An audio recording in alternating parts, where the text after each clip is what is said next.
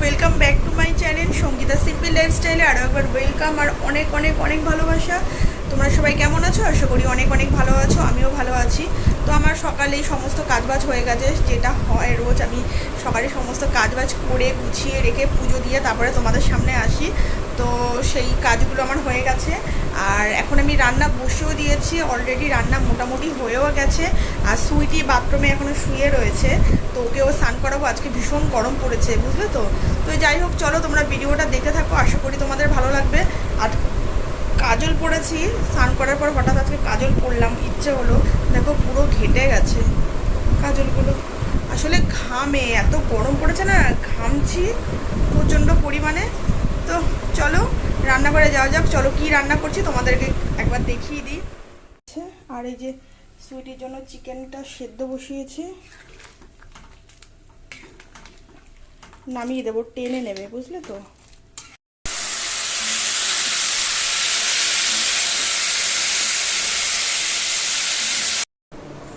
রান্না বান্না হয়ে গেছে, গুছিয়ে রেখে এসে এই যে এখন বেড কভারটা চেঞ্জ করব। আর এই সুইটিকে স্নান করিয়েছি, আমারও স্নান করা হয়ে গেছে দুবার। সকালে একবার স্নান করে পুজো দিয়েছি, আর সুইটিকে স্নান করাতে গিয়ে আরেকবার স্নান করে নিয়েছি। আর এই সুইটিকে শ্যাম্পু দিয়ে ভালো করে স্নান করিয়ে দিয়েছি। আর এই ভেজা গায়ে এসে খাটের ওপরে এসে সমস্ত গাটা এখানে মুছলো, গায়ে ঝাড়া দিয়ে। আরে ওকে তো স্নান করাতে গেলে আমাকে তো স্নান করতেই হয়, যেহেতু এত ছটপট করে বাথরুমে গেলে। আর পুরো ঝাড়া দিয়ে দিয়ে আমাকে পুরো ভিজিয়ে দেয়, এর জন্য আমাকেও স্নান করতে হয়। আর স্নান করে এসে খাটের উপরে যা অত্যাচারগুলো করলো, মানে বলার মতো না। তো এখন এই বেড কভারটা চেঞ্জ করে নিচ্ছি। অনেক দিন ধরে ভাবছি যে চেঞ্জ করা হচ্ছে না, যেহেতু আমরা ওই ঘরটায় শুয়েছিলাম, টিভির ঘরে, আর এই ঘরটা ফাঁকাই ছিল, তার জন্য চেঞ্জ করা হয়নি। আর আজকে একটু তাড়াতাড়ি রান্নাটা হয়ে গেল, কম রান্না। তো সয়াবিন করেছি, আর ওই চিচিঙ্গা ভাজা করেছি, আর ডাল রয়েছে, আরও ওই ফ্রিজে মাছের তরকারি এইসব রয়েছে, ওর জন্য আর বেশি কিছু রান্না করলাম না। তো ওর জন্য আজকে তাড়াতাড়ি রান্নাটা হয়ে গেল। তার জন্য এই যে এখন আমি বেড কভারটা চেঞ্জ করে নিয়েছি। আর বেড কভারটা তো অর্ধেক ভিজেই গেছে, সুইটি এসে ভেজা গা দিয়ে। গরম পড়েছে আজকে না, মানে কি বলবো, গরমে আর থাকা যাচ্ছে না। আরেকটা দেখো সুইটি কি করেছে, দেখো, এই দেখো, কি বলবো বলো, যা পারছে তাই করছে। এই খাটটাকে তোমরা যদি দেখতে, যা করেছে, মানে কিচ্ছু জায়গায় ছিল না, সব মানে ওই সাইডে চলে গেছে।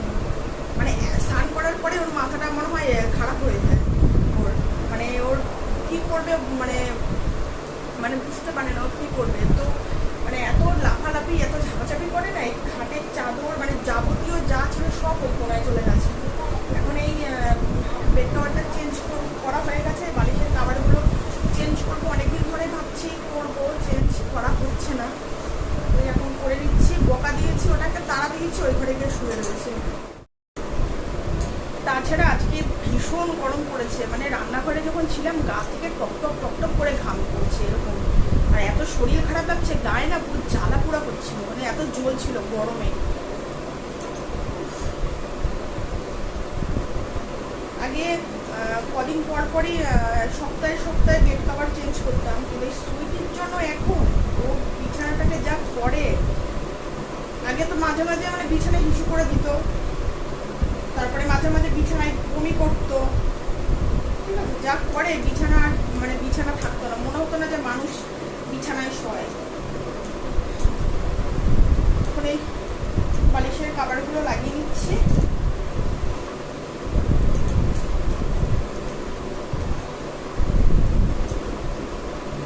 আমাকে মানে আমার বাপের বাড়িতে মানে এরকম তুলো কিনতে গিয়ে আমাকে আর মাকে যা ঠকিয়েছে। 2000 টাকার তুলো কিনেছি। তো এই বাড়ি বাড়ি মানে বাড়ি বাড়ি যে ঘুরে ঘুরে বিক্রি করে না তুলো, তো আমাদেরকে দেখাচ্ছিল শিমুল তুলো। এবার আমাদেরকে দেখা, মাকে বলছি, মা তো শিমুল তুলো যখন ভালো, তো বালিশ অনেকদিন ধরে বালিশ কিনে করছো, তাহলে এখান থেকে তুলোটা নিয়ে নাও। তো উনি আমাদেরকে খুলে তুলোটা দেখালো, শিমুল তুলো। ওমা, তারপরে যখন ওরা আমাদেরকে ভরে দিল, মানে আমাদের তো সাদা মনে কাদা নেই, তো ভরে দিয়েছে, দিয়ে 2000 টাকা তুলো নিয়েছি। এবার যেই তুলোটা মানে দেওয়া হয়ে গেছে, টাকাটা দিতে না দিতে ব্যাস ধার। তারপরে কি করতে গিয়ে মা এবার যখন খুলে এবার দেখতে গেছে তুলোটাকে, গিয়ে দেখে কি যে শিমুল তুলো না, অন্য তুলো, কীরকম একটা তুলো, সেই দানা দানা দানা দানা, সেই কীরকম বাজে তুলো। তো দিয়ে গেছে, মা তো কপালে হাত দিয়ে বলছে মনা দেখ কি অবস্থা। তারপরে মা আবার রাস্তার ওইদিকে গিয়ে দেখলো, মানে সেই লোকটা তো ধরতে পারলোই না, মানে একদম ধার। মানে মানুষ যে কত রকমের মানুষ হয়, লোক ঠাকানোর ব্যবসা, এগুলো তারাই যেন তো ভালো থাকে। যারা সৎ পথে থাকে তাদের কোনোদিন ভালো হয় না, আমি দেখেছি। আর যারা অসৎ পথে থাকে, লোক ঠকায়, চিটিংবাজ, তারাই ভালো থাকে।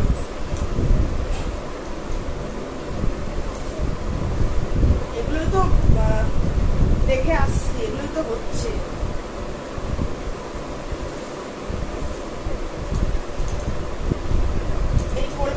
এই কোলবালিশের কাভারটা নতুন, কিন্তু কেমন যেন হয়ে যায়। বালিশের কাভারগুলো, বালিশ, তারপরে বিছানা চাদরগুলো এত দামি দিয়ে কিনি, 500 টাকা তো করে তো নেয়।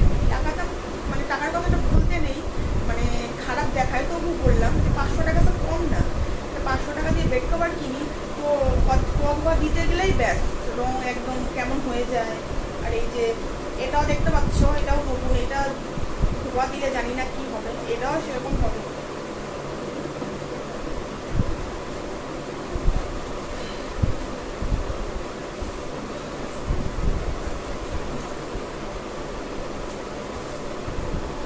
বালিশের কাভারগুলো অনেকদিন ধরে না ভাবছি ঘরটাকে একটুখানি, পয়লা বৈশাখের আগে ঘরটার ঝেড়েছি, তো এই ফ্যানটাও পরিষ্কার করেছি। আজকে দেখি একটু সময় পেলে ফ্যানটাও একটু পরিষ্কার করে নেবো।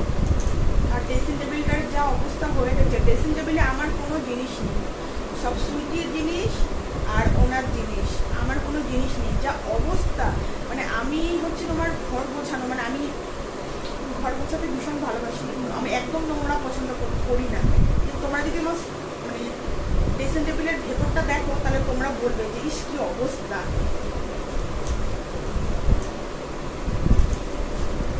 কোলবালিশের কাভারটা লাগিয়ে নিয়ে ওই মুখে যে ওই দড়িটা দিয়ে, মানে মানে দড়ি দিয়ে মুখটা যে বেঁধে দিতে হয়, তো ওর মধ্যে না আমি সেফটি পিনটা রেখে দিই। কেন বলো তো, কাজের সময় না খুঁজে পাই না। বিছানাটা গুছানো হয়ে গেছে, এবার আমি সবাইকে খেতে দেবো, আমিও নিজে খেয়ে নেব, কারণ সেই সকালে খেয়েছি, খিদেও পেয়ে গেছে, তো অনেক বেলাও হয়ে যাচ্ছে। তো এই যে খেতে বসে পড়েছি সয়াবিন তরকারি আর এই ঝিঙে ভাজা দিয়ে। তো চলো বন্ধুরা, তো খেয়ে নিই, তোমরা যারা খাওনি তোমরাও খেয়ে নাও। তো ভিডিওটা এখানে এন্ড করছি। ভিডিওটি ভালো লাগলে অবশ্যই লাইক, একটা কমেন্ট করে দিও।